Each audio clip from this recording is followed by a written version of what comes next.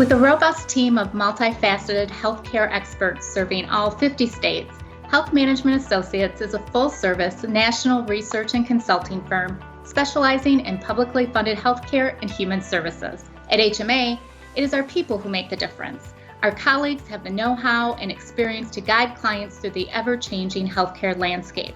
From skilled analysis to program development, financing to evaluation, HMA has some of the brightest minds in healthcare ready to work for you.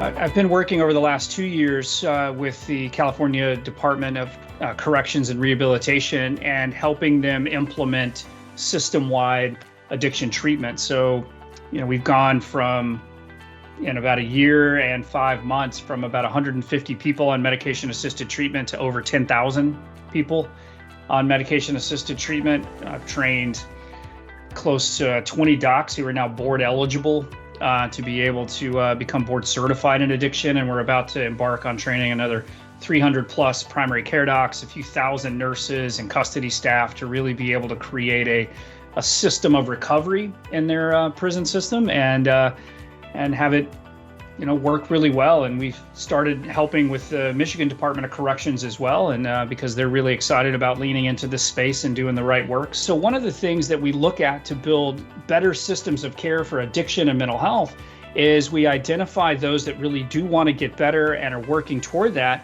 and we create cohorts within jails or prisons so that they can be together and so that they can work collectively toward that goal of stabilizing their substance use disorder, stabilizing their mental health disorder, reconnecting with their families so that when they leave and become a part of our community again, that they're ready to do so and they can do so productively. And I think that that's really the only way that we have the ability to truly impact this population is to give them a chance to be a good neighbor when they get out.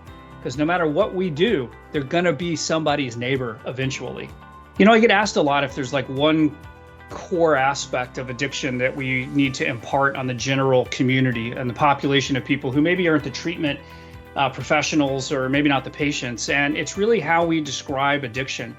And I think it's important to recognize that, we don't define addiction based on the presence or absence of a substance.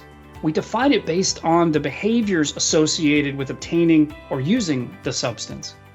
So if we can identify this population, stabilize their behaviors, then we don't have to define it as active addiction. We can talk about it as remission, and they can go on about their lives. It's interesting, and I think that if more people really understood the large-scale impact that we could have as, from a medical standpoint, a behavioral standpoint, by really focusing on the people that are incarcerated, that we could easily build a better society.